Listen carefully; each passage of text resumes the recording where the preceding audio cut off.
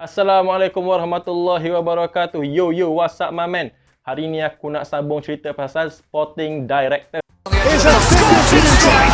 Number 10 goals! Change the destination!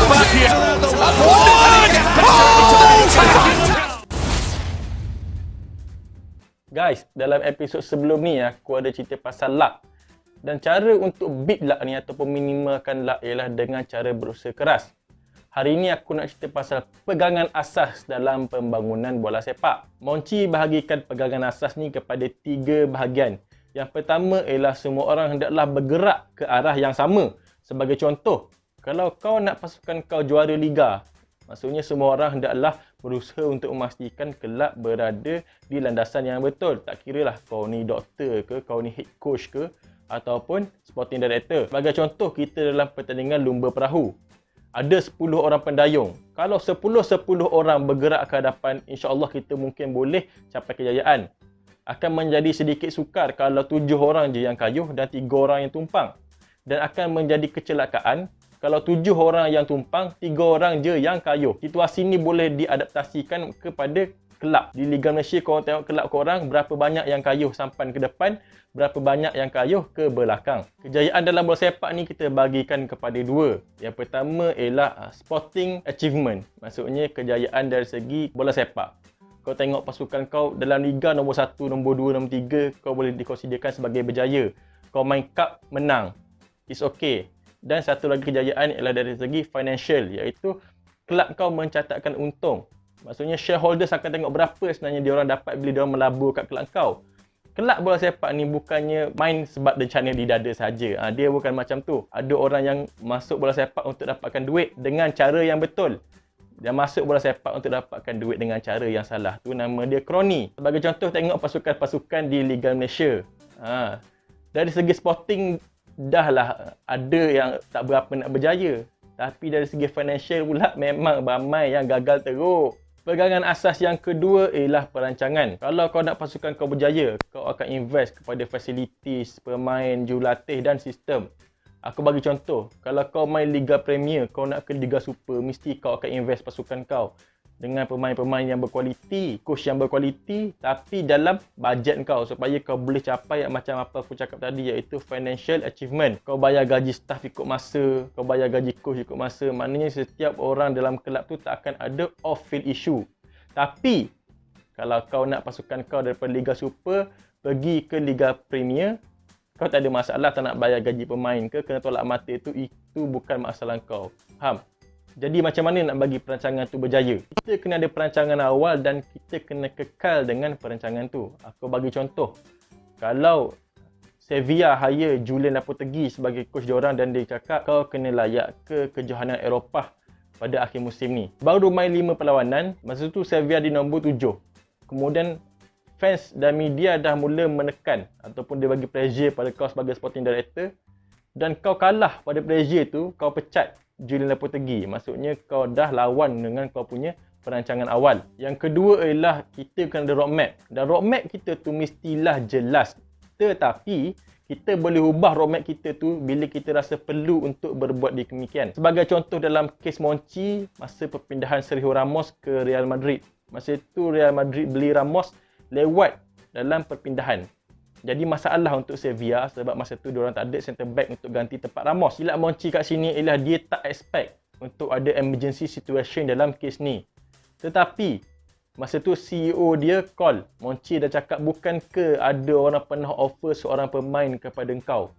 Dan pemain itu ialah Ivica Dragutinovic. Dragutinovic ni dah menang 6 piala dalam 7 tahun di Sevilla. Monchi teringat pasal orang yang call pasal Dragutinovic. Tapi masalah kat sini sekarang ialah Monchi tak pernah tengok pun Dragutinovic ni main macam mana. Jadi dia call 4-5 orang di Belgium dan 4-5 orang cakap Dragutinovic ni ialah seorang pemain yang bagus. Jadi Monchi beli dia dan dia sangat bernasib baik sebab dia punya pembelian ni memang spot on. Dragutinovic ni boleh dikira sebagai berjaya di Sevilla. Pengajaran bagi Monchi kat sini ialah dia kena sentiasa bersedia atas apa-apa situasi dan itulah penting roadmap kat situ. Yang ketiga ialah kita kena bahagi-bahagikan tugas. Kalau kau bekerja sebagai sporting director, kau takkan mampu buat semua benda. Sebab tu kau kena percaya pada staff-staff lain.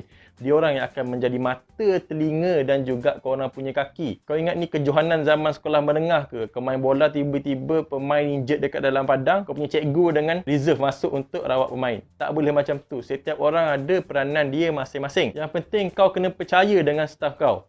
Sebab tu kau kena ambil orang yang power bekerja dengan kau. Aku tengok dekat situasi bola di Malaysia ni, kita ambil orang yang tak power bekerja dengan kita. Sebab kita risau, bila kita ambil orang yang power tu akan ambil jawatan kita nanti. Macam mana ciri-ciri staff yang perlu ada dalam pasukan kita? Pertama ialah golongan profesional yang pakar dalam bidang sukan. Maksudnya golongan yang sangat minat bola sepak. Sebagai contoh, dalam satu situasi ada Dr. A dan Dr. B interview untuk jadi tips doktor. A dia minat bola sepak, B dia biasa-biasa saja. Kita kena pilih Dr. A sebab bila dia ada minat terhadap apa yang dia nak buat, dia akan berusaha lebih dan dia faham konteks kita macam mana. Yang kedua ialah korang kena ambil staff yang bertanggungjawab. Sebab apa? Sebab staff ni dia akan jadi anggota badan korang di mana-mana sahaja. Dia orang akan jadi mata, dia orang akan jadi telinga, dia orang akan jadi lidah, dia orang akan jadi apa-apa saja anggota badan korang. Sebagai contoh, kalau aku suruh scout A pergi scout player yang bernama Akhia, nama sebenar, scout aku akan inform aku betapa bagusnya player ni ataupun betapa teruknya player ni. Dia tak akan cover-cover. Monci cakap, kalau dia ada staff macam ni, dia akan lindungi dia punya staff. Sebab tu dia ada cakap, good signing are made from his staff and bad signing are made from him. Maksudnya dia rela serahkan tengkuk dia supaya orang tak kecam dia punya staff. Yang ketiga, setiap staff tu mestilah pelbagai. Maksud kat sini ialah setiap orang dia ada kebolehan dia sendiri. Sebagai contoh, Samad dia akan scout team opposition. Raju akan scout midfield untuk pembelian. Rahim akan scout striker untuk pembelian kita. Pak Mat ialah jaga rumput. Dr. Anidat ialah seorang doktor. Maknanya kita boleh fokus pada kerja masing-masing dan kita akan dapat maklumat untuk setiap info yang kita nak tu secara lebih terperinci. Maksudnya Pak Mat kalau tengok rumput ni makin panjang, dia tahu bila masa nak potong supaya kita boleh main bola dengan corak permainan kita. Cuba bayangkan, kalau Raju buat semua kerja scouting, dia lah nak scouting opposition, dia lah nak scouting pemain untuk beli, jadi dia akan buat kerja dia tu dengan tergesa-gesa dan ala kadar sahaja. Jadi kita tak dapat tengok konteks penuh. Sama juga macam doktor. Doktor lah rawat pesakit, doktor lah tiba-tiba kena jaga rumput.